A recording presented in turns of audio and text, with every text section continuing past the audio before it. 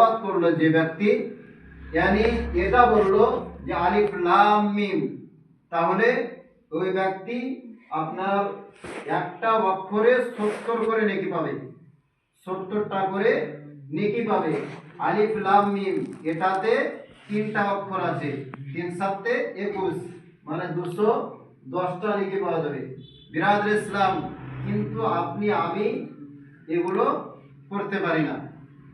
এবং মসজিদে এত তাড়াহুড়া থাকে, সুন্নার দিনে আসার পরে 2 মিনিট কিছু শোনার টাইম হয় না, যেগুলো শোনার পরে আমল করব এটা হয় না। বিরাদর ইসলাম, তিরমিজি শরীফ জিলদে দম সাফা নাম্বার 115 মধ্যে আল্লাহ নবী সাল্লাল্লাহু তাআলা আলাইহি ওয়াসাল্লাম বলেন যে একটি আমল রয়েছে, এই আমলটা যদি কোনো ব্যক্তি করে তার বাড়িতে শয়তান প্রবেশ করবে না, শয়তান প্রবেশ করবে না। এই আমলটা কি? হযরত আবু হুরায়রা রাদিয়াল্লাহু তাআলা আনহু তিনি বলেন যে নবী পাক সাল্লাল্লাহু তাআলা আলাইহি ওয়াসাল্লাম বলেন, কোনো ব্যক্তি যদি তার বাড়িতে সূরা বাকারা আপনার সকালে এবং সন্ধ্যায় যদি প্রত্যেকদিন এই কোরআন সূরা বাকারা তেলাওয়াত করে, তার বাড়িতে আপনার শয়তান প্রবেশ করবে না, তার বাড়িতে শয়তান প্রবেশ করবে না।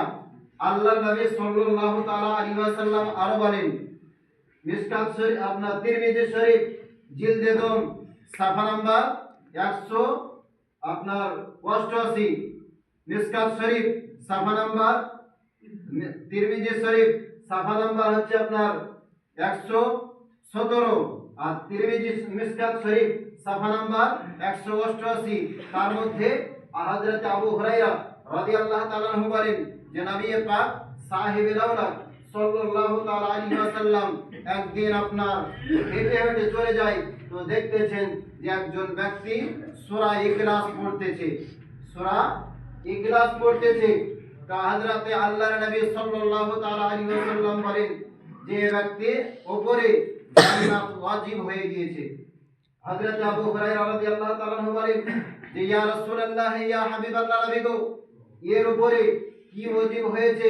তো নবী পাক সাল্লাল্লাহু তাআলা আলাইহি ওয়াসাল্লাম বলেন যে ব্যক্তির উপরে জান্নাত ওয়াজিব হয়ে গিয়েছে। কারণ হচ্ছে যদি কেউ মাখরাজ সহি মোতাবেক ইসলামিক টানটুন দেখে কেউ যদি আপনার সূরা ইখলাস বিসমিল্লাহর সঙ্গে একবার পড়ে দেয়, আল্লাহ রাব্বুল আলামিন তার জন্য জান্নাত ওয়াজিব করে দেয়, তার জন্য জান্নাত ওয়াজিব করে দেয়। বিরাদর ইসলাম, আপনি আমি এগুলো করতে পারি না, সঠিকভাবে মুখ থেকে বিসমিল্লাহির রহমানির রহিম এটা পড়তে পারি না, কিন্তু মৌলভী এবং আলিমেদের ভুল ধরতে সকলেই পারি, সকলে ভুল ধরতে পারি। বিসমিল্লাহির রহমানির রহিম, সমস্ত প্রশংসা আল্লাহর, আলহামদুলিল্লাহি রাব্বিল আলামিন, সমস্ত প্রশংসা তার উপরে, তিনার উপরে, আল্লাহর উপরে।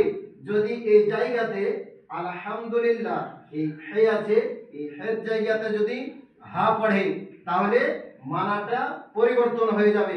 তাহলে আপনি আমি বিসমিল্লাহির রহমানির রহিমের জায়গাতে অনেক মানুষ আছে বিসমিল্লাহির রহমানির রহিম পড়ি কি পড়ি না? পড়ি। বিরাদর ইসলাম, এগুলো আপনাকে আমাকে লক্ষ্য করতে হবে, এগুলো আপনাকে আমাকে লক্ষ্য করতে হবে। আর একটি আমল, যে আমল আপনার দুনিয়ার বুকে যত রকমের অসুখ রয়েছে, এই অসুখ কোনো ডাক্তার ডাক্তারে যদি আপনাকে সুস্থ না করতে পারে, এই সূরাটা যদি কেউ তিলাওয়াত করে 41 বার বিসমিল্লাহর সঙ্গে, যদি আপনার ফজরের নামাজ পড়ার পরে আপনার কেউ যদি 41 বার সূরা ফাতিহা বিসমিল্লাহির রহমানির রহিম আলহামদুলিল্লাহি রাব্বিল আলামিন আর রহমানির রহিম মালিক ইয়াউমিদ্দিন ইয়্যাকা না'বুদু ওয়া ইয়্যাকা নাস্তাঈন ইহদিনাস সিরাতাল মুস্তাকিম সিরাতাল লাযীনা আন'আমতা আলাইহিম গায়রিল মাগদুবি আলাইহিম ওয়ালাদ-দাল্লিন, এভাবে যদি এই সূরাটা কেউ 41 বার পড়ে নেয় আর পড়ার পরে আপনার পানিতে কিংবা কোনো জিনিসে ফু দেওয়ার পরে ওই পানিটা যদি পান করে নেয়, এমন কোনো পৃথিবীতে অসুখ নাই যে তার অসুখ ভালো হবে না।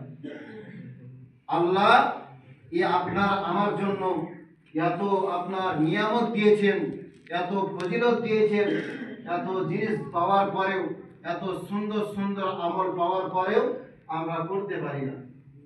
অনেক মানুষ আছে যে রমজান মাস আসার পরে পকেটে ওষুধ থাকে, পকেটে ওষুধ থাকে, যে মুখে যেন বলতে না হয়, ওষুধটা যেন বের করে দেখিয়ে দিতে পারি, তাহলে বলতে পারবো যেন আমি বিমার রয়েছি, অসুখ রয়েছে, এই জন্য রোজা রাখতে পারি না।